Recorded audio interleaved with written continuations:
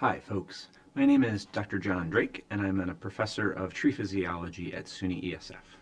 Today's video is focusing on an amazing evolutionary structure in the wood of conifers. Today we're going to be talking about the protected pit.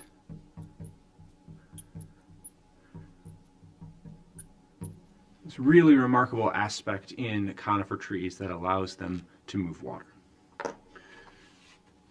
So this is a twig and set of leaves for a red oak species.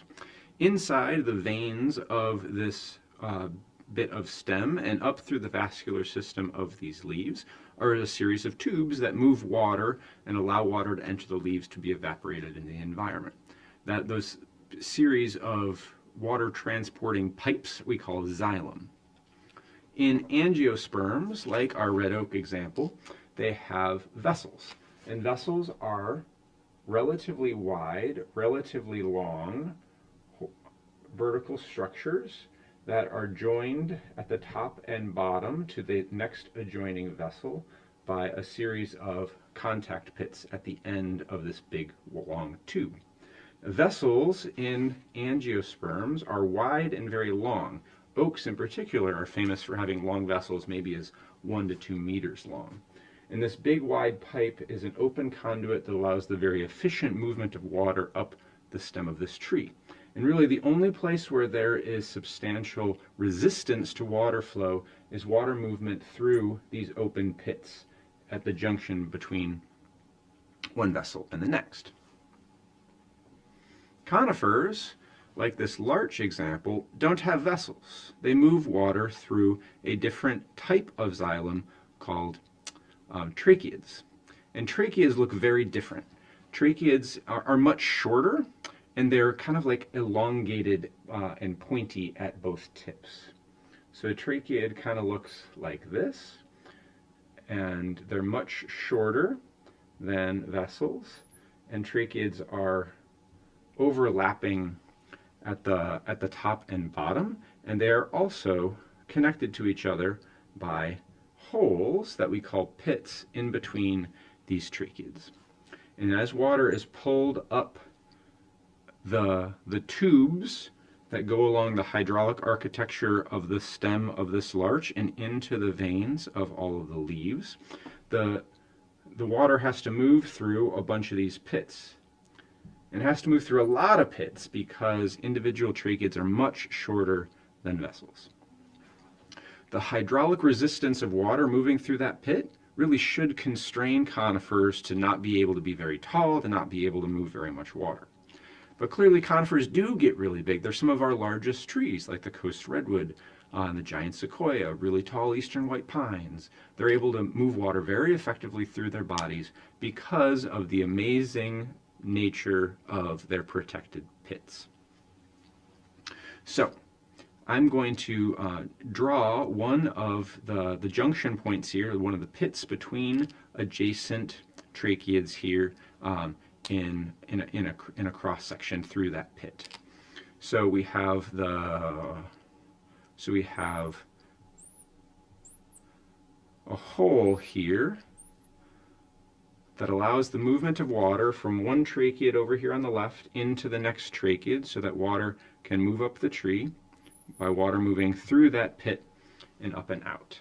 And in conifers, this pit is actually really, the hole is relatively big and allows for quite substantial movement of water through this pit. They're much wider than the pits in angiosperm vessels.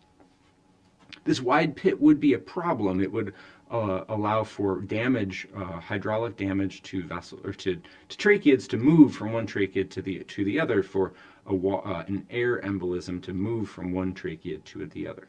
So the amazing aspect of conifer pits that I want you to learn today, the protected pit, are a valve that is built into the pits of conifers. That valve is composed of two parts. One is called the margo, one is called the torus.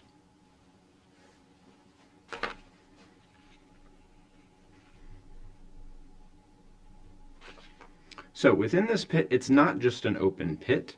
There is a porous, relatively flexible and weak membrane here called the margo that holds a big, rigid, thick, stonking piece of material called the torus inside of that pit membrane. Here I'm going to show you, overlay a photo of one, and so this is a picture of this pit shown flat to your eyes. The bit in the middle is our big honkin' thick torus. The bit around the side is our perforated membrane, that is the margo. So here we have the margo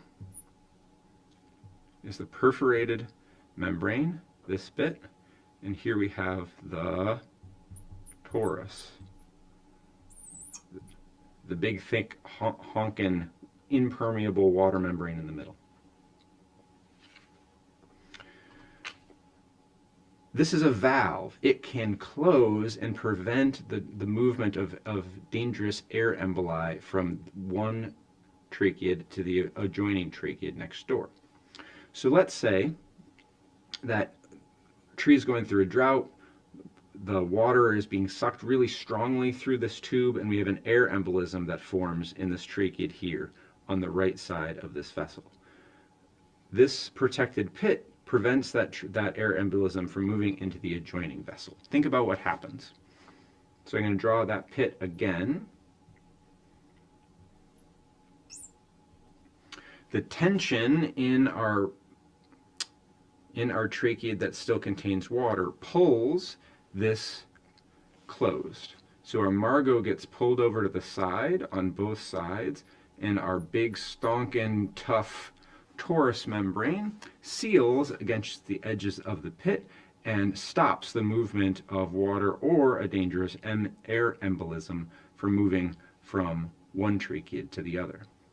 This feature of the margo and the torus is present in the pits of tracheids, but not in the pits of vessels. That allows the pit to be really wide, have a big wide open hole that allows the water to move very effectively from one tracheid to the adjacent tracheid, and such that there's not a whole lot of hydraulic resistance from water moving from one tracheid to the other.